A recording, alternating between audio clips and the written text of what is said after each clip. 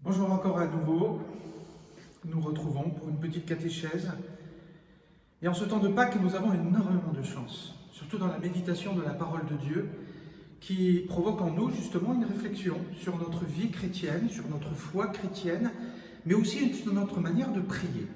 Or, l'évangile de ce dimanche est un évangile très important. Il est tiré de l'évangile selon saint Luc, des apparitions du Christ, avec un long développement de l'histoire de l'apparition de notre Seigneur Jésus-Christ ressuscité aux deux disciples d'Emmaüs. Nous avons cette mention 2 fois dans les 4 évangiles. Dans un autre évangile, il est fait simplement allusion sur 1 ou 2 versets de cet épisode. Mais dans saint Luc, cela prend presque tout un chapitre. Et pourquoi donc saint Luc prend le temps de raconter cette histoire ? Il est bon de nous rappeler avant tout pourquoi les évangélistes ont raconté l'histoire de notre Seigneur Jésus-Christ. Pourquoi ils ont raconté, ils ont écrit l'évangile. Non pas pour raconter une histoire, non pas pour dire « Ah, voilà mon titre et voilà Jésus, voilà, ça va faire partie du best-seller dans la bibliothèque. » Non, rien à voir. Lorsqu'un évangéliste ou l'apôtre, saint Paul par exemple, saint Pierre, saint Jean vont écrire, c'est pour transmettre un message à une communauté chrétienne, à l'Église. Et donc pour nous retransmettre la bonne nouvelle de Jésus-Christ, non seulement pour l'entendre, mais pour la vivre. Or, nous le savons que depuis le début de l'existence de la vie chrétienne, eh bien, l'Eucharistie, la messe, fait partie essentiellement du chrétien, de la communauté chrétienne. Et donc cet épisode de l'évangile selon saint Luc, qui raconte Emmaüs, est là aussi pour nous expliquer comment notre Seigneur Jésus-Christ ressuscité, vivant, nous rejoint dans notre vie personnelle, mais aussi communautaire, à travers la messe qui, comme je vous le rappelle, et comme le rappelle le Concile Vatican II dans Lumen Gentium, le sacrifice eucharistique est la source et le sommet de toute la vie chrétienne. Je ne vais pas vous lire, vous le lirez dans l'évangile selon saint Luc, mais racontez un tout petit peu. Vous rappelez un peu cette histoire que vous connaissez très bien en fait. Voilà que 2 disciples, dont on ne connaît qu'un avec le prénom Cléophas, eh bien, s'en retournent de Jérusalem et rentrent chez eux, et on connaît le nom du village, il s'appelle Emmaüs. Oh, ils n'ont pas le moral, les mecs. Ah, pas du tout. Ils sont tristes. Et on imagine un tout petit peu leur marche, la tête baissée, triste. Parle-t-il? Oui, il parle, mais d'une manière mélancolique, nostalgique. Bref, ça va pas du tout. Et oui. Et quelqu'un les rejoint. Ils ne le reconnaissent pas. A-t-il changé d'aspect? Pas du tout. Mais on dit dans l'évangile que leurs yeux les empêchaient de le reconnaître. C'est Jésus qui va les interroger. Pourquoi ça ne va pas? Il va les interroger sur leur vécu, sur leurs sentiments, sur ce qu'ils ressentent. Parce que notre Seigneur Jésus-Christ, il est comme ça. Il est comme ça. Il nous rejoint là où nous sommes, personnellement, avec ce que nous ressentons, nos émotions, nos sentiments, même dans notre confinement, il nous rejoint. Et s'il pouvait vous poser des questions et dire, bon allez, aujourd'hui, ça va, comment ça va là? Là, avec ton mari, ta femme, tes enfants, comment ça va là? Ça va pas? Bon, allez. C'est pour cela que dans l'Eucharistie, il est bon de confier. Allez Seigneur, je viens avec tout ce que je suis, tout ce que j'ai vécu dans la semaine. Ça va pas, avec mes leaders, tout, allez, tout. Jésus n'attend que ça, il n'attend que ça. Et voilà que les apôtres sont obligés de répondre. Quel est le sentiment, l'émotion la plus forte à ce moment-là? Leur grand ami, là, le prophète Jésus, il vient de mourir, il est dans le tombeau, ça va pas. Pourtant, ils avaient mis toute leur espérance, toute leur foi en Jésus. Eh ben non, patatras, plus rien du tout. Tout leur repère s'est effondré. Alors Jésus va les rejoindre et va leur expliquer patiemment, lentement, interpréter les Saintes Écritures en rappelant qu'il fallait que le Fils de Dieu, Jésus-Christ, souffre et ressuscite. Et ensuite, Jésus-Christ, un petit malin, attention, quand je dis malin, c'est pas l'autre malin, non, mais il a encore de l'humour, moi je le pense personnellement, ça, la vie n'est pas forcément partagée avec tout le monde, Jésus fait mine de prendre un autre chemin, justement pour susciter en eux, ce désir de cette présence et de cette rencontre, même s'ils n'en ont pas encore complètement conscience. Reste avec nous, Seigneur, le soir approche, le jour baisse. En pensant peut-être, on n'a peut-être pas grand-chose dans le frigo. Enfin, il n'y avait pas de frigo dans le garde-manger, peut-être qu'un morceau de pain. Ok, Jésus accepte. Il accepte Jésus. Et ils se mettent à table. Ils l'ont toujours pas reconnu. Non, quand même. Et Jésus prend du pain, rend grâce à Dieu, lève les yeux au ciel, comme dans l'Eucharistie, comme dans la Sainte Seine. Et c'est là où ils le reconnaissent. Ils le reconnaissent par le signe par excellence de l'Eucharistie. Et Jésus disparaît. Oh. Quatrième partie, je vous assure que là, le moral est revenu. Mais déjà déjà lorsqu'ils étaient sur le chemin, je suis sûr que même leur corps, qui était peut-être un peu même ployé comme ça, ils se relèvent, le sourire est revenu. Déjà, ça allait mieux, ils le disent. Notre cœur n'était-il pas tout brûlant, nous, lorsqu'ils nous interprétaient les Écritures? Waouh! Leur joie, leur bonheur venait de cette flamme qui brûlait leur cœur et qui venait de l'interprétation de la parole de Dieu. Là, inutile de vous dire qu'ils s'en retournent beaucoup plus vite à Jérusalem qu'ils n'étaient venus. Ils vont annoncer avec joie la bonne nouvelle et les apôtres qui leur disent « Nous aussi, Jésus-Christ, il est venu nous voir, il est ressuscité. » Comme pour dire une petite précision sur la résurrection du Christ. Jésus peut être à plusieurs endroits en même temps. Il est en Dieu, c'est un corps spiritualisé, divinisé. Et donc, il peut être en même temps partout. J'entends souvent dire « Oh oui, mais mon Père, le bon Dieu, il a autre chose à penser que mes petits soucis. Hein, Eh bien non! Oui, c'est vrai, il a plein de choses à penser. Mais ce Jésus est en Dieu. Il est tout-puissant dans son amour. Et oui, tout-puissant dans son amour.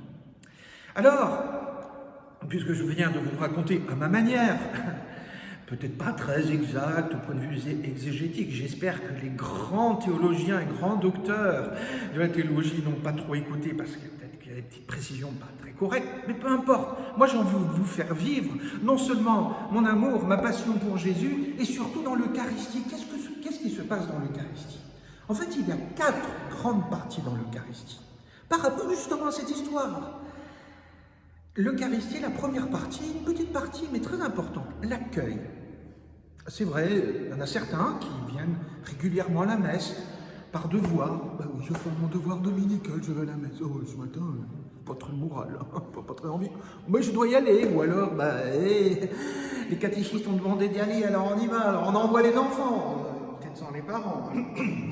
Et pour d'autres raisons, doit-on rappeler que la démarche, c'est pas nous d'abord qui la faisons, c'est Jésus qui l'a fait. Regardez dans les disciples d'Emmaüs, c'est Jésus qui vient à la rencontre, qui vient accueillir vraiment les disciples, qui vient nous accueillir. Il nous invite chaque dimanche,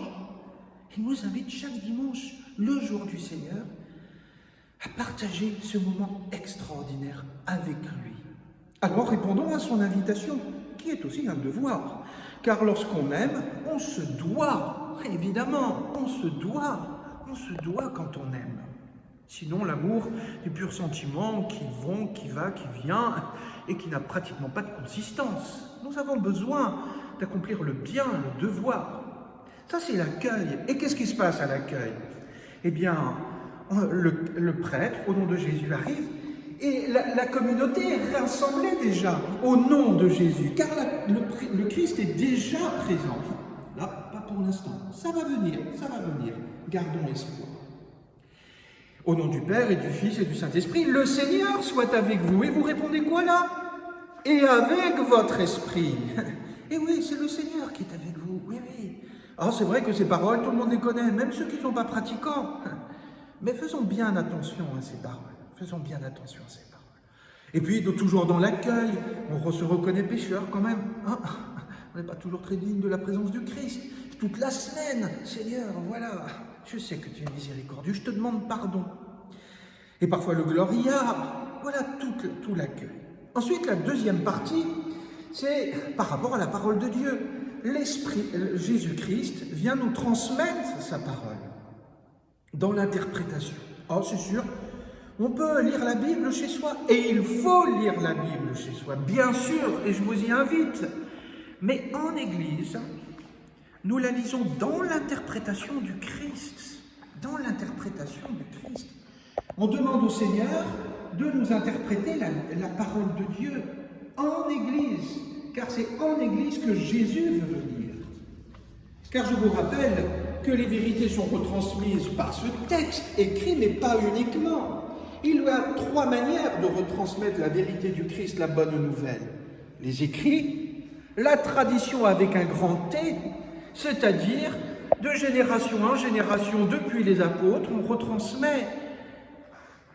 Et ces vérités sont essentielles. Et puis le magistère, au nom du Christ, le pape, uni avec toute l'Église, eh bien, en maître, selon l'Esprit Saint. Pas lui, François, Jean-Paul, Dominique, Marie, Jean-Christophe. Non, pas eux, non.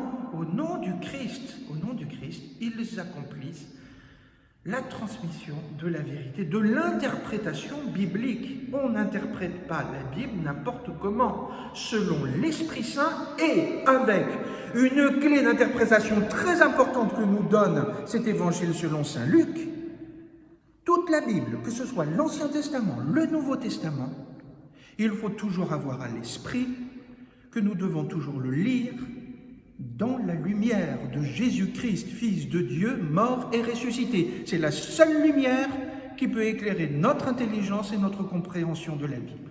Sans quoi, on se trompe. Tout cela se passe à la table de la parole de Dieu. Nous écoutons la parole de Dieu et nous y répondons, car ce n'est pas un monologue. La preuve en est avec les disciples d'Emmaüs. Il y a question-réponse. Et nous répondons par notre acte de foi. Oui, Seigneur, je crois en ton amour. Tu es Père, Fils et Esprit Saint. La deuxième partie, reste avec nous, Seigneur, le soir approche. Eh bien, autour de la table, nous accomplissons ce geste du jeudi saint. Le Seigneur vient, il reste avec nous. Et nous prenons, nous aussi, du pain. Je vous rassure, il n'est pas consacré. Ce n'est que du pain, ce n'est pas le corps du Christ. Et comme Jésus, nous rendons grâce à Dieu. Et nous rompons ce pain. Est-ce que nous reconnaissons toujours le signe de la présence de Dieu? C'est vrai que nous ne voyons pas Jésus-Christ avec son beau sourire, son regard plein d'amour pour chacun d'entre nous. Mais il est là. C'est le signe, le sacrement par excellence. On dit même le très saint sacrement de l'autel. Où le pain et le vin ne sont pas simplement des moyens par lesquels Dieu se donne, ils sont Dieu, ils sont Jésus-Christ. Ça, c'est la troisième partie. Première partie, l'accueil. Deuxième partie, la parole de Dieu interprétée selon l'Esprit Saint en Église avec la clé d'interprétation Jésus-Christ mort et ressuscité. Le partage de ce signe où le Christ vient réellement et présent, où nous pouvons communier sacramentellement ou spirituellement. Tout dépend de ce que nous pouvons vivre, bien évidemment. J'ai dit 4. Prenne à une autre. Celle-là, je l'aime bien. Parce que c'était pour moi, quand j'étais adolescent, j'allais à la messe tous les dimanches. Et quand le prêtre disait enfin, allez dans la paix du Christ. Waouh, génial, c'est terminé. Eh ben non, c'est pas terminé, parce que ça commence simplement. Allez dans la paix du Christ. C'est la dernière partie de cet épisode de l'Évangile selon saint Luc. Qu'est-ce que font les disciples? Remplis d'amour avec l'interprétation biblique, remplis de cette foi et de cet amour grâce à la présence de Jésus à travers ce signe, ils s'en vont tous joyeux annoncer aux apôtres, institués par le Christ, comme les pasteurs de l'Église, la joie du ressuscité. Nous aussi, nous pouvons aller à l'église Saint-Nicolas, à Saint-Charles, etc., partout annoncer Jésus est ressuscité. Et à leur tour, on dit, mais oui, je sais, nous avons vécu. Mais notre pape François nous le rappelle, que notre mission, c'est d'aller, d'annoncer la bonne nouvelle, en témoignant par la parole, surtout par notre joie, surtout aux périphéries, pas simplement à l'intérieur de nos communautés, mais aussi au monde. Voilà ce qu'ont fait très sûrement les disciples et surtout les apôtres.